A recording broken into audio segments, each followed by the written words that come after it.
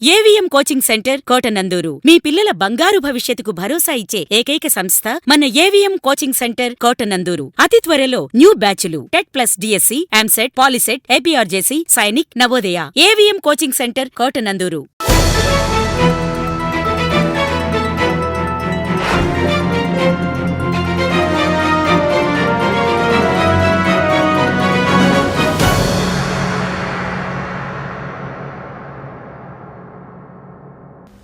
AK media news కి స్వాగతం. తాండవ నదిలో ఇసుక తవ్వకానికి వెళ్లిన వ్యక్తి తిరిగి రాని లోకాలకు. కాకినాడ జిల్లా కోటనందూరు మండలం బొద్దవరం గ్రామంలో ఉదయం 6:30 సమయంలో తాండవ నదిలో ఇసుక నిమిత్తం ఎడ్లు బండిపై వెళ్లగా ఎడ్ల బండితో సహా నీటిలో మునగడంతో కొత్తపల్లి అప్పలనాయుడు అనే యువకుడు మృతి చెందాడు. 10 గంటల సమయంలో గ్రామస్తుల సహకారంతో మృతదేహాన్ని వెలికితీశారు.